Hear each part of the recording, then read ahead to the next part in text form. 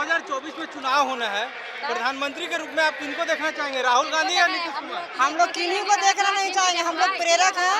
यदि हम लोग समायोजन करेंगे नीतीश जी तो प्रधानमंत्री बनाएंगे। किसको देखेंगे आप? किसी को नहीं देखेंगे, हमको देखेंगे, उसी को देखेंगे, जो देखेंगे हम लोग को उसी को देखेंगे। क्यों नहीं आप देखेंगे? हम लोग के नहीं देखे, हम नहीं देखेंगे। 8 साल कारण क्या है? कारण तो बताइए। 8 साल नौकरी करके हम लोग को छोड़वा दिया सरकार।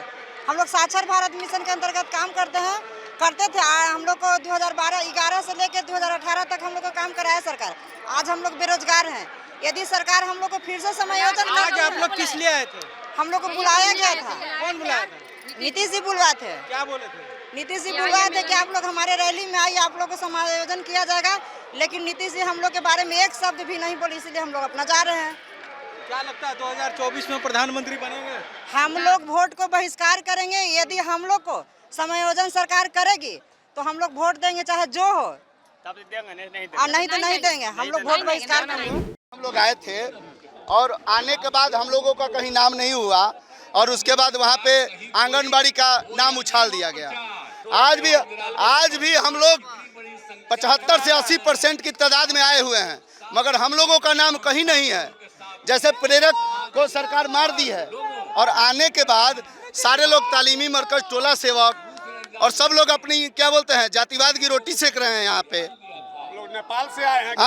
हम लोग तो बिहार के ही ना नागरिक हैं, हम लोग भी उनके वोटर हैं।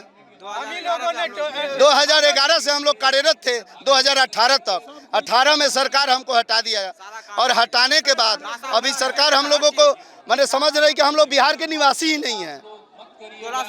जिन टोला सेवक की बहाली हम लोगों के कलम द्वारा हुई, उनको राज्यकर्मी का दर्जा दिया जा रहा है और हम प्रेरक जो हैं, हम लोगों को लग रहा है कि हम लोग इस राज्य के निवासी ही नहीं है। हम लोग कुछ ही नहीं है, हम लोग कुछ नहीं है यहाँ के।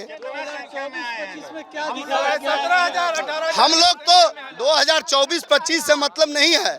हम लोग तो नीतीश कुमार जी के उम्मीद से आए थे कि हम लोग को आए थे कि भाई नीतीश कुमार जी के उम्मीद से आए थे। अब कागज मंगा रहे हैं कि क्या मंगा रहे हैं हम लोग को तो पता नहीं है ना। हम लोग तो ग्राउंड में खड़े हैं। एक बार नाम लेके प्रेरकों का बुलाएं, उनको आवाज की बुलंदी से पता चलेगा कितनी प्रेरक हैं। एक बार प्रेरक का नाम लेके देखें। अगर प्रेरक की आवाज में बुलंदी नहीं होगी तो हम लोग नहीं बोलेंगे। क्या हम लोग प्रेरक हैं, पंचायत प्रेरक हैं, जो साक्षरता दर को आगे ले जाते हैं। हम लोगों को पहले हम लोगों को केंद्र सरकार बहाल की थी।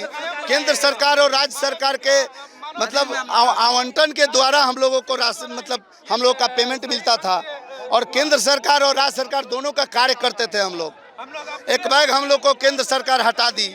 राज्य सरकार हम लोगों से आज 5-6 साल से उम्मीद पे उम्मीद दिए जा रही है। ठीक है, नीतीश कुमार उसके बाद दोबारा मुख्यमंत्री बने, फिर भी हम लोग अभी उम्मीद पे ही जी रहे हैं।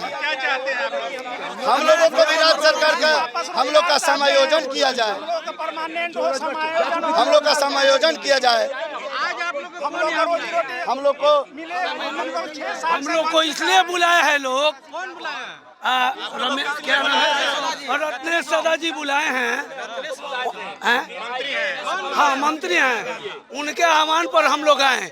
17,500 बिहार में प्रेरक हैं और पहले हम लोग का जो नियोजन हुआ था वो केंद्र सरकार द्वारा हुआ था। उसमें एक ही पद था। राज्य सरकार उसमें इन्वॉल्व होके सदा जी आज क्या कह करके बुलाए? कहे थे कि आप लोग का आज घोषणा होगा, समायोजन का घोषणा होगा। आप लोग परमानेंट आप लोग को किया जाएगा। इसके मुख्यमंत्री द्वारा आप लोग को हम लोग कहवाएंगे। और उसके बाद देखिए यहाँ पे सबसे बड़ी बात है कि दलित और महादलित की बात हो रही है। एक मिनट भाई, बोलते हैं तो बोले। भाई जी बोलते हैं तो बोल। दलित और महादलित की बात हो रही है। बाबा भीमराव अंबेडकर की बात हो रही है जो प्रेरक। अरे भाई तो तू ही बोलना दो यार, ये बोले दो तो रुकिए ना, हमको बोलने दीजिए।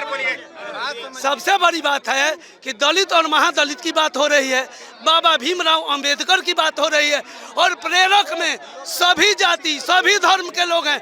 उसमें दलित नहीं है, महादलित नहीं है, अल्पसंख्यक नहीं है, सभी जाति के लोग हैं। लेकिन सरकार का जो है प्रेरक का तो सुधिए ही भूल गए हैं।